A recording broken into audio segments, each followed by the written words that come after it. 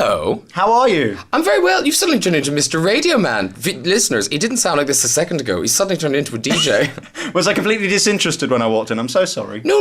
You've suddenly kind of like put on your radio voice. It's like 106. It's very good. Well, yeah, but I'm very boring, you see, in real life. This is the thing. No, you're not boring at all. But anyway, nice to meet you. Are you the same? I mean, in real life, completely boring and unfunny. Essentially, yeah. It is odd. I used to be funnier as a human being before I did this for a living. And now, I suppose, you kind of think, you'd be just so irritating. You know what I mean? If you're trying to make people laugh at dinner parties and things, people are like, when will he shut up? It's not enough that he's on the television.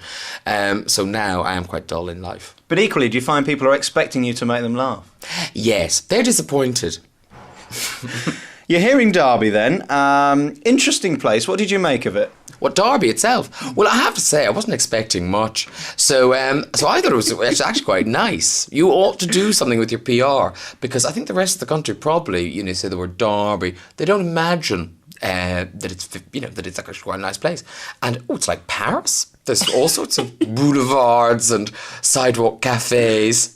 Well, the thing is, in Paris, they have tables and chairs outside all the restaurants. They call it eviction here, you see. That's the only problem. Ah, right. It's all shut down. But what also made me laugh was today, not that hot, but, people were still out. There's a table outside. We'll sit on it. We're using this facility. Why haven't you done Nottingham this year? I don't know. Basically, because I said I really wanted to do like a 2-week tour. And then slowly it started spreading into a 3-week tour. And I could see it turning into a month. And I've got to go back to London to get into production for the new series of my Channel 4 show. So with this number of dates, it was just like enough. So maybe next year I'll do Nottingham. Are you going to do a longer tour? Because people do want to see you, don't they? I mean, it was full tonight. You couldn't get another person in here. I suppose they seem to. Probably these people would never want to see me again, but they go away. But no, the ticket, we have sold well. It's been, from that point of view, it's been a successful tour, and I've really enjoyed it.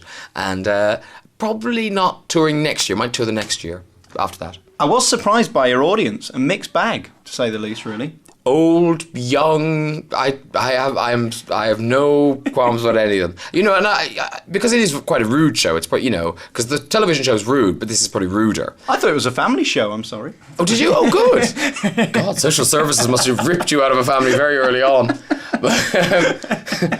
No, so I try to warn people that, so when we get into a bad bit, they can cover their ears. Because you don't want to upset people.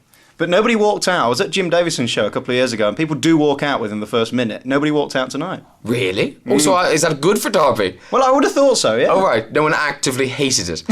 Why did they go walk out of Jim Davidson? Well, I think, you see, it's the kind of big break brigade, isn't it? They kind of think that he's going to be all nice. They don't understand that he's going to be doing stag night jokes. Right. I understand. See, I think my audience do know that it's never going to be that nice. What's your funniest gag? I wrote down many of them, and I'll be using them, of course, on Monday morning. Marvellous. And I won't be paying you either. Yeah, so that'll be next year's tour then. You can just do it. Yeah. He looks a bit different. I guess just the lights, the distance. Yeah. What's your funniest gag? I don't know. At the moment, I quite like the joke about the old woman watching the swimming with Woman's Weekly on her lap. But obviously for radio, I can't go into the whole joke.